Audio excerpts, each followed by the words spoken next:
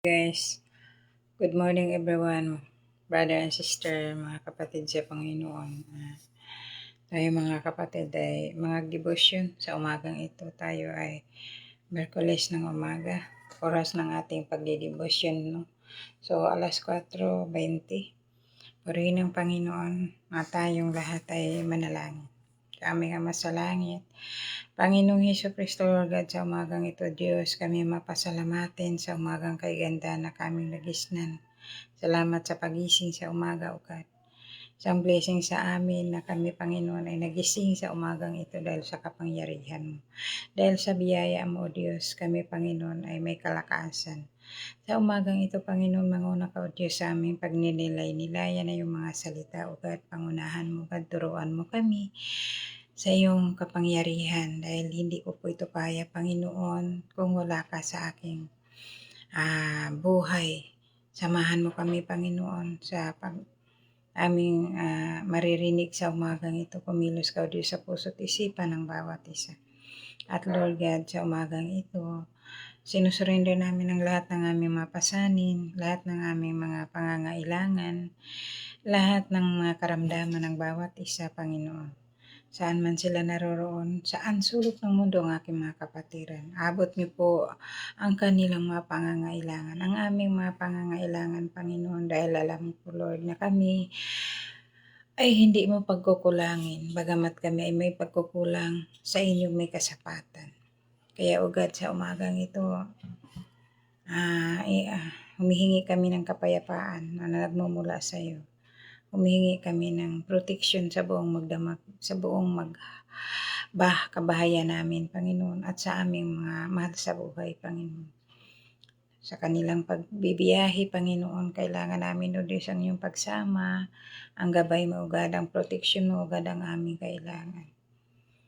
Ano man, O Diyos, ang gawa ng kaaway sa pangalan ni Jesus sa sampung paligid ng aming pamamahay. In Jesus' name, inuutosan ka namin na lumayas ka sa bahay na ito. Wala kang karapatan sa aming mga buhay sa pangalan ni Jesus. In Jesus' name.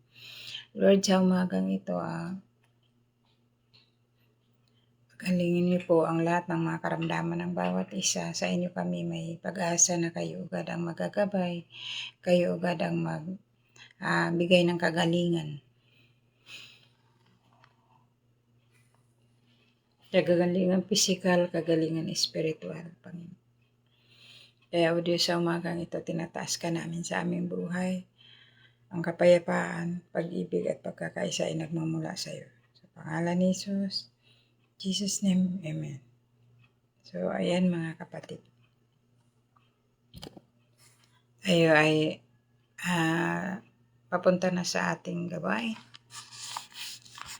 Didiretso na tayo mga kapatid sa ating pagninilay-nilayan ng mga salita ng Panginoon na pamamagatan ko ito, no, Ama natin ang Diyos. So, Ama natin ang Diyos mga kapatid. Ito yung pamagat ng ating mensahe sa umagang ito dahil dito sa Hebreo 12:1 hanggang 10 na nagsasabi sa 1, kaya nga dahil sa napapaligiran tayo ng napakaraming saksi. Tanggalin na natin ang anumang balakid at ang kasalanang kumakapit sa atin. Buong tiyaga tayong tumakbo sa takbuhing nasa ating harapan. Mga kapatid, ituon natin ang ating paningin kay Jesus. Sa kanyang nakasalalay ang ating pananampalataya mula simula hanggang katapusan. Dahil sa kagalakang ang naghihintay sa kanya, hindi niya inaalintana ang kahiyaan ng pagkamatay sa krus at siya ngayon ay nakaupo sa kanan ng trono ng Diyos. Isip-isipin ninyo kung gaano ang tiniis niyang pag-uusig sa kamay ng mga makasalanan upang hindi kayo manlupaypay upang hinaan ng loob. So, purihin ang Panginoon. Ganun na mga kapatid. Kasi nga Ama natin siya. No? Ama natin siya na kaya niyang tiisin lahat ng pang-uusig sa atin. Dahil siya nga yung may likha sa atin, no? Kaya nga, tiniis niyang pag-uusigin siya sa kamay ng mga tao, mga makasalanan, upang hindi kayo manlupaypay. Pag hindi tayo manlupaypay o paghinaan ng loob, sabi sa 4, hindi pa humahantong sa pagdanak ng dugo ang pakikipaglaban ninyo sa kasalanan. Sabi sa kasalanan, nalimutan na ba ninyo na ang panawagan ng Diyos sa inyo bilang mga anak niya? Mga salitang nagpapalakas ng loob. Anak ko, sabi niya, huwag mong baliwalain ang pagtutuwid ng Panginoon. At huwag kang panghinaan ng loob kapag ikaw ay dinidisiplinan niya. Totoo lang na mga kapatid. May pagdisiplina din ang Diyos, no? Hindi lang tayo mga magulang na nadadisiplina sa ating mga anak. Ganun din ang ating Diyos. Sa paanong paraan, minsan natin naaalala ang Diyos. Na tayong, minsan pag nakakalimot tayo sa Diyos, dinidisiplina tayo niya. Diba pagka may pagsubok tayo, doon natin naaalala ang Diyos. Diba pagka may karamdaman tayo, doon natin naaalala ang Diyos. Sa kabila nun mga kapatid, doon natin naramdaman yung pagdisiplina ng ating Panginoon kung oo nga naman, no. Hindi ko pala siya naalala. May karamdaman lang ako kaya naalala ko siya. May pagsubok lang ako kaya naalala ko siya. Dapat mga kapatid, ang ating Panginoon, partner natin sa ating buhay. Mula sa pagising hanggang sa maghapon ng ating buhay, kasama natin ang Diyos sa isip. Huwag natin siyang baliwalain dahil siya yung ating gabay.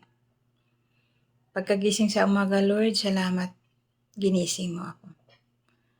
Thank you, Lord, dahil sa pamamagitan mo, nakatayo ako. Sa pamamagitan ng kapangyarihan mo, may buhay pa ako. Salamat sa protection sa buong maghapon. Inaamin ko na may pagkukulang ako. Inaamin ko na marumi ako. Inaamin ko na may pagkasala ako. Diba? Masarap ang pagtanggap mga kapatid. Dahil ang Diyos hindi nagkukulang sa atin. Lord, sa umagang ito, sa maghapon, sinurrender ko sa inyo, Panginoon, ang lahat ng mapasanin. Lahat ng aking mga pangangailangan. Alam mo naman, Lord, ang aking mga pangangailangan. Pero kailangan may sumbong, mga kapatid. Kaysa man yung tatayo ka lang. Tatayo ka lang tapos diretso ka na sa mga kabisihan mo. Sa mga libangan mo. Hindi mo naalala na ang buhay mo hiniram lamang. Kailangan ko pala magpasalamat sa Panginoon. Pagtayo kong ito, thank you Lord. Dahil sa iyo, buhay pa ako. Diba? Yung palagi na lang mindset natin sa ating isip. Sa unang pagmulat ng ating mga mata, ang Diyos agad ang ating sandigan. Ang Diyos agad ang ating pasalamatan. Mga kapatid, nalimutan ba ninyo ang panawagan ng Diyos sa inyo bilang mga anak niya? Mga salitang nagpapalakas ng loob. Sabi niya, anak ko, huwag mong baliwalain ang pagtutuwid ng Panginoon at huwag kang panghihinaan ng loob kapag ikaw ay dinisiplinan niya. May mga taong talaga na mayayabang na. Lalo na pagka kumikita na. Akala nila nabibili na ng pera ang buhay nila. Yung parang nakasalalay na sa pera ang buhay niya. Yung parang pag-asa niya na ito na yung Diyos, yung pera ko. Wala na akong hihilingin pa kasi mapera. Ang tao kasi pag mapera parang dinidiyos na yung pera. Kasi sa mundong ito, hindi ka makagalaw kung may pera. Pero mas mahalaga mga kapatid, ariin nating kayamanan ang Diyos. Dahil mas walang katimbang ang kayamanan na nasa Diyos kaysa yung mga pera. Oo, mabibili mo lahat. Pero ang buhay hindi mabibili. Tandaan natin na ang buhay na ito ay hawak ng Diyos. Ang buhay hindi mabibili. Kaya mas mahalaga pa rin na ang ating sandata ang Diyos. Ang ating ariing kayamanan ang Diyos. Hindi man niya nakikita, pero kapag ang Holy Spirit na riyan sa iyong mga kapatid, kitang-kita mo ang Diyos. Kitang-kita mo kung gaano kabuti ang Diyos. Kitang-kita mo kung gaano kayaman ang Diyos. Diba? Hindi lang yung kayamanan na nakikita natin ng mga building na yan, na kung ano-ano man, mga karanyaan, mga kung ano-ano man. Kahit nabilhin na nila lahat yan, mga kapatid. Hindi pa rin sila payapa. Alam mo ba kahit mahirap tayo, basta mayroon tayong Diyos sa buhay, napakapayapa. Kahit may problema. Walang taong walang pagsubok. Walang taong walang problema. Mas matinding maraming pagsubok, maraming problema ang mapera. Wala silang kapayapaan. Tayo wala tayong pera pero payapa tayo. Wala silang kapayapaan, naglakad-lakad yan. Laging takot ang kanilang nararamdaman. Laging balisa. Walang kapayapaan na ano kaya mangyari doon sa mga anak ko? Ano kaya mangyari doon sa negosyo ko? Ano kaya mangyari sa kayamanan ko? Marami silang kabalisaan. Pero tayo na tanging sandigan at kayamanan ang Diyos, payapa tayo. Payapa tayong lumakad kasi wala tayong inagrabyadong tao. Wala tayong kalaban. Wala tayong kinakatakutan na babaril sa atin, papatay sa atin. Kaya nga sabi, matakot ka sa pumapatay kaysa yung patay na. Diba? Hindi na makakagalaw sa atin yun. Ang taong kakatakutan mo, ang taong masamang hangarin sa'yo. Kaya nga alam niyo mga kapatid, maligaya ka na lang. Na araw-araw mayroon kang kinakain. Hindi ka pinagkukulang. Wala ka mang ari-arian ng mga ganun, pero payapa ka pa rin. Kasi mas mahalaga mga kapatid na mayroon tayong kapayapaan sa puso, sa ating buhay. Akala nyo ba masaya na ang mga mayayaman? Walang kapayapaan yun mga kapatid. Balisa sila. Kaya nga marami silang mga bantay sa kanilang buhay. Pero ang atin naman, sa ating mga mahihirap, ang ating bantay, ang Diyos na ating inaasahan. Diba mas matindi yun? Mas matindi ang ating kapayapaan. Pati ang sarap ng pakiramdam, lumakad ka nang mayroon tayong gabay na ang Diyos ang ating gabay. Kaysa yung iba na ating nakikita na ang yaman-yaman nila, puno ng paligid ng kanilang mga bantay. Dahil sila hindi walang kapayapaan. Marami silang takot. Diba? Masarap sa piling na lumalakad ka nang walang takot. Dahil pag-asa mo ang Diyos na may gabay mo. Diba? Salamat sa Panginoon sa salita ng Panginoon ng ganito. Diba? Kaya kung minsan may disiplina ang Diyos sa ating buhay. Minsan nagkakamali din tayo at binibigyan niya tayo ng paalala. Diba mga kapatid, ang bawat isa sa atin ay may iba-ibang paalala ng Diyos. Paalalahanin ka sa karamdaman mo. Dahil anak, mali ito eh. So, sa kabila no naalala mo na, ay oo nga pala. Marami akong taong inaagrabyado. Kaya lumapit tayo sa Panginoon na, Lord, patawarin mo ako. Pagalingin mo lang ako, Lord. Baguhin ko na ang buhay ko. Binibigyan tayo ng pagpalo ng Panginoon para maalala natin, para tayo magbigyan ng another chance. Diba? Kuminsan, madaming pagsubok na iba-iba lang ang sitwasyon ng pagsubok na binigay sa atin ng Diyos. Nang sa ganun, si Satan kasi dinidistract tayo kung paano, saan tayo matibay, saan tayo mahina. Diba? Pero may Ama tayong nasa langit na ating sandigan. May Ama tayong nagpapaalala ng hindi niya tayo pababayaan. Bagkus siya'y nagpapaalala sa atin. Mas lalo tayong lumapit sa Panginoon kung tayo sinusubok. Mas lalo tayong tanungin ang sarili natin kung paano, anong ginawa natin sa ating kapwa. Bakit tayo pinaparusahan ng ganito? Diba? Iba-iba ang pagparusa. Iba-iba ang pagpaalala. Para maalala ang ating Diyos. Pero, basta mga kapatid, ariin natin kayamanan ng ating Diyos. Dahil walang higit na mapayapa kapag kasama natin ang Diyos. Kasi pag si Lord ang ating sandigan, si Lord ang ating ariing kayamanan, pagka may pagsubok tayo, panatag lang tayo. Kasi alam natin na kasama natin ang Diyos. Alam ng Diyos, siyang nakakaalam, sinusurrender natin sa Kanya sa bawat pagsubok na ating karanasan. Kasi ganun ako mga kapatid. Lord, ikaw nang bahala. Ituwid anong dapat ituwid. Turuan ang dapat turuan.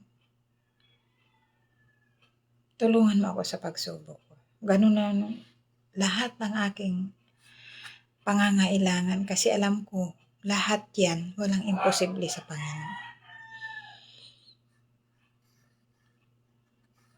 Siguro nga na sa akin ang Panginoon, no? Pero basta lahat yan, lahat ng aking kabalisaan, maliit o malaki na bagay, sinusurrender ko sa Panginoon. Dahil ganun akong umasa sa Panginoon. Kanin ako nagtiwala sa kayamanan ng Diyos na hindi nakikita. Mga kapatid, kung tayo mapayapa, kung tayo walang kabalisaan, blessing na sa Panginoon yan. Nakatawid ang ating pamumuhay ng maghapon, blessing sa Panginoon yan. Alam nyo ba yung mga taong nakikita mong masasarap ang kinain?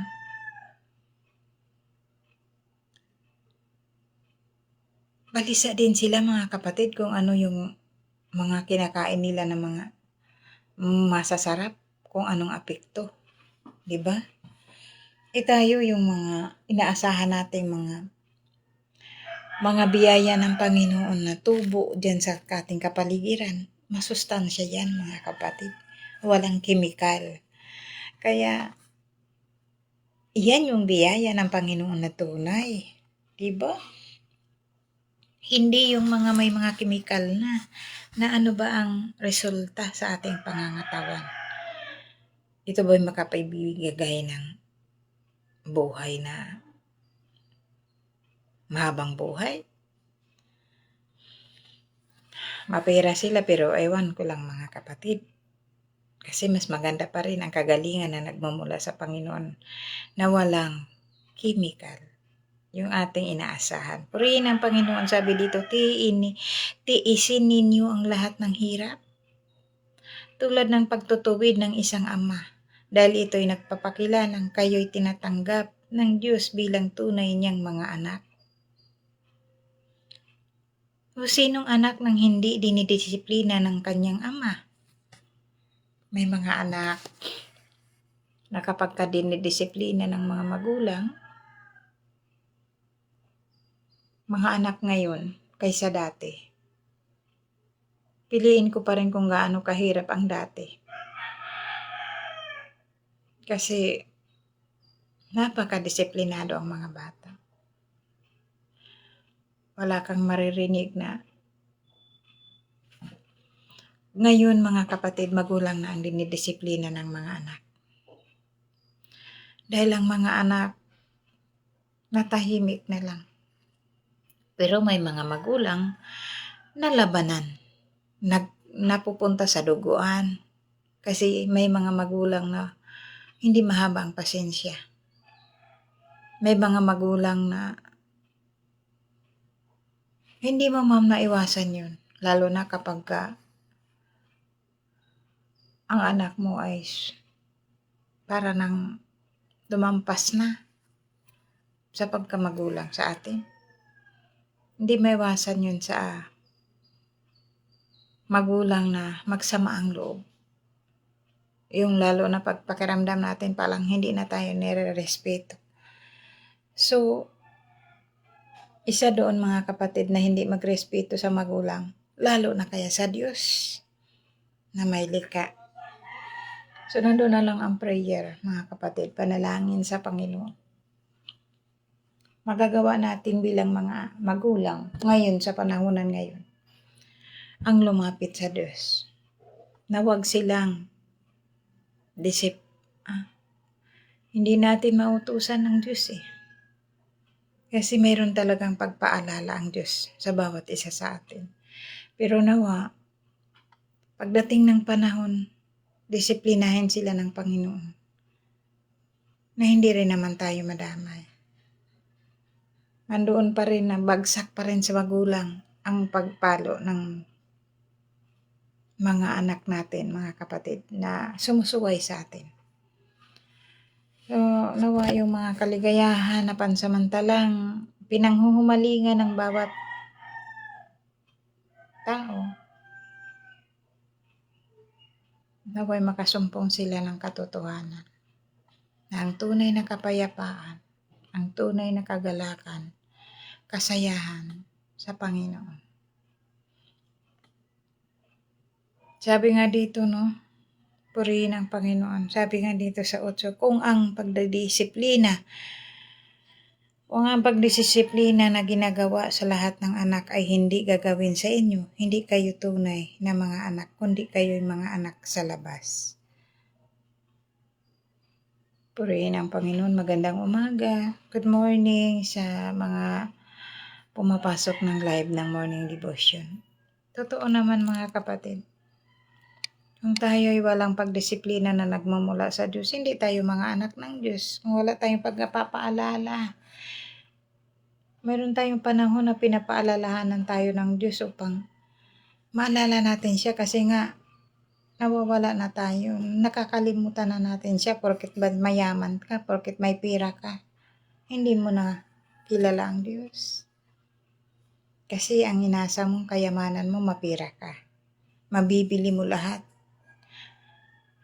Pero napaka-bless sa mga taong may pera na nga, may Diyos pa sa buhay. Purihin ang Panginoon. Sabi sa 9, hindi ba't dinidisiplina tayo ng ating mga magulang at dahil diyan ay iginagalang natin sila? Hindi ba't upang tayo'y mabuhay, mas nararapat na tayo'y pasakop sa Diyos sa ating Ama, sa Espiritu? Purihin ang Panginoon. Pasakop tayo sa ating Ama, nasa langit, na nagbibigay sa atin ng Espiritong ito. Kalakasan, pansamantala lang yan mga kapatid. Darating ang panahon pagka binawi na itong kalakasang itong sa ating buhay, wala na itong halaga. Ito ay babalik na ito sa alabo.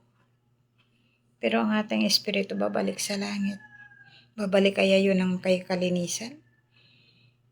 Ang ating espiritu ngayon mga kapatid, na ipinahiram sa atin ng Diyos. Siyempre, inalisan na yung ating buhay dahil sa sobra ng hindi niya na nagugustuhan ang pagdala ng ating buhay na ipinahiram niya sa atin. Masyado na tayong, sabi nga, hindi ba't upang tayo'y mabuhay, mas mararapat na tayo masakop sa Diyos, sa ating Ama na nasa Espiritu? O hindi kayo tunay na mga anak, kundi kayo'y mga anak sa labas? Tayo ba ay anak ng Diyos o tayo anak sa labas? paano sa labas? Nahuhumaling na tayo sa ating makamundong buhay. Nahuhumaling na tayo sa kalayawan, na kung ano-ano mang hatak na nisitan sa ating buhay. Kaya alam niyo mga kapatid, purihin ang Panginoon, dito tayo magtatapos.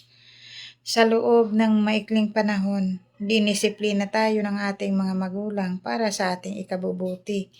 Gayon din naman, itinituwid tayo ng Diyos sa ikabubuti rin natin. So tayo man, bilang mga magulang, dinidisiplina natin ang ating mga anak. Pero sa panahon ngayon, ang mga magulang parang siya nang dinidisiplina ng mga anak. Patawarin tayo ng Panginoon na salamat sa Panginoon kung mayroon pang mga anak na magpapadisiplina sa magulang. Dahil sabi nga, gayon din naman na itinituwid tayo ng Diyos na ikabubuti. Kasi walang magulang na nagdidisiplina para mapahamak ka. Walang magulang na nagdidisiplina na para mabariwala ka. Walang magulang na nagdidisiplina sa iyo para ipahamak ka. Sabi nga ang Diyos, dinidisiplina tayo para sa ikabubuti. Ganon din kami mga magulang. Pero kung sa tingin, lalo na ang mga anak ngayon mga kapatid, depende na lang ha. Kasi karamihan sa panahon ngayon, parang bilang na rin ang mga bata. Salamat sa Panginoon. Bless kayo mga kapatid. Bless tayo. Kung mayroon tayong anak na nagdidisiplina pa, padisiplina pa sa atin. Bless tayo. Mayroong mga anak na may takot sa Diyos. Purihin ang Panginoon. Pagpalain tayo ng Panginoon. At gabayan tayo ng Panginoon. Bigyan tayo ng kalakasan ng Panginoon. Salamat sa salita ng Panginoon sa umagang ito. Na siyang nagpapadisiplina, magpadisiplina tayo. Dahil walang hinahangad ang ating mga magulang kung hindi kabubuti niyo mga anak. At walang hinahangad ang ating Diyos kung tayo'y mapabuti rin. Sabi nga sa kanyang mga salita, sa loob ng maikling panahon, dinidisiplina tayo ng ating mga magulang para sa ating ikabubuti. Gayon din naman, itinituwid tayo ng Diyos sa ikabubuti natin. Purihin ang Panginoon. Salamat sa salita ng Panginoon sa umagang ito na nagpapaalala sa bawat isa sa atin na ariin nating kayamanan ang Diyos. Ariin nating kapayapaan ng Diyos. Ayoko nga, mayroong mga taong ganyan. May pera ba dyan? Higit pa sa pera mga kapatid ang mararanasan mo sa kapayapaan na ibibigay ng Diyos sa atin. Purihin ang Panginoon sa umagang ito, tayo manalangit sa ating pagtatapos. Aming Ama sa langit, Panginoong Jesucristo Lord God, sa umagang ito, salamat sa mga salita mo, God. Salamat sa pagpaalala mo sa amin. Salamat, Ama, sa pagpatibay mo sa amin. Sa umagang ito, God, ikaw na ang bahala sa aming lahat.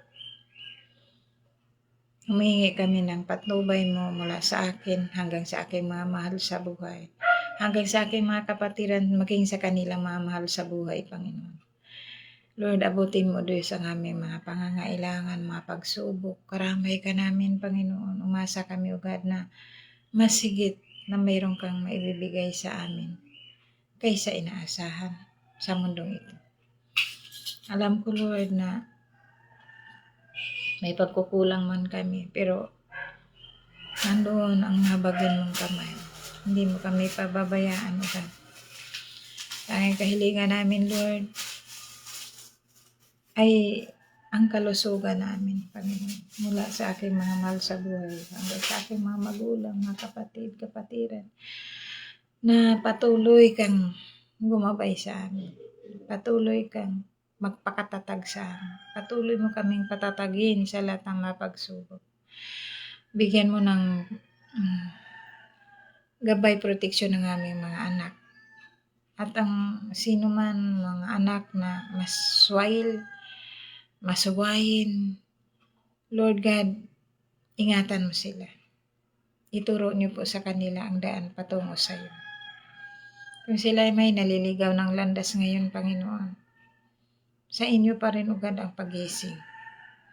Sa inyo pa rin ang pagtutuwid.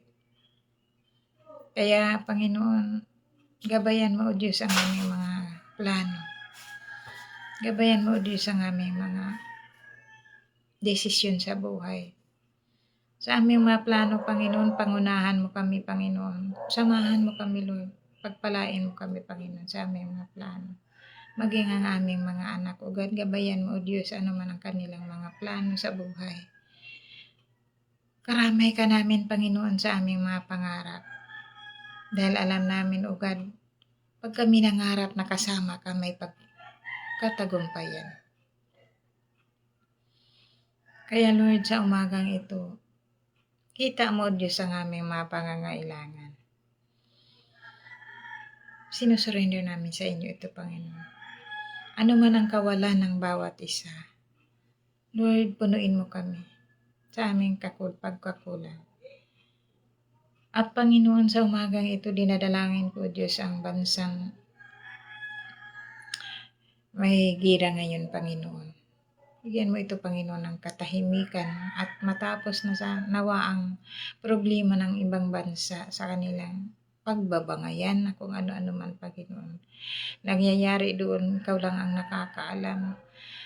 Bigyan mo na, O Diyos, ng katahimikan. Matapos na ugad ang pagkabahagi ng mga bansang yun, Panginoon. Dahil nandoon din, Lord, ang aming mga kapatiran. Saan man sila naroroon, saan sulok ng mundo ng mga kapatid, ayun ay anak mo rin. Na aming mga kapatid din, Panginoon, spiritually. Kaya Lord, walang imposible sa iyo na makapagbibigay ng katahimikan. Nang sa ganun, O Diyos, tahimik na ang buong mundo. Dinadalangin ko, Lord, ang patuloy na pagtaas ng mga presyo, Panginoon. Sa inyo, Diyos, ang pagkukontrol. Kayo lang ang nakakaalam, Panginoon, kung paano kami makasurvive sa mga kahirapang ito, Panginoon, ng bansa.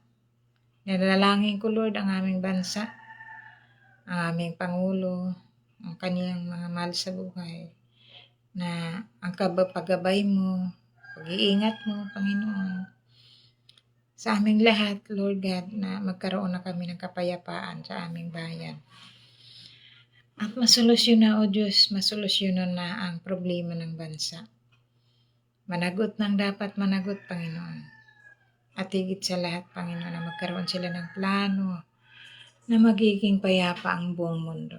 Salamat, Panginoon, sa umagang ito, God. Ikaw ang aming pag-asa, ikaw ang aming protection, ikaw ang aming gabay at kagalingan sa lahat ng mga nararamdaman ng aming buhay.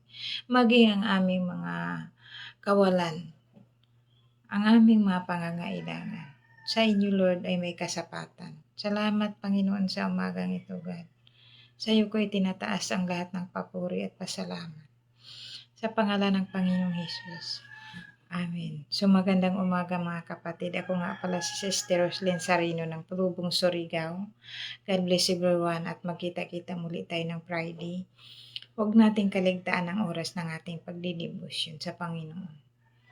Kahit hindi dito, kahit sa ating mga sarili nating buhay, huwag nating kalimutan. Pagising pa lang sa umaga ang Diyos sa ating buhay na may bigay ng buhay na ito. No? God bless everyone. Magkita ulit tayo Friday. Ako nga pala si Sister Roslyn Sarino Villegas ng Rosby Morning Devotion. God bless.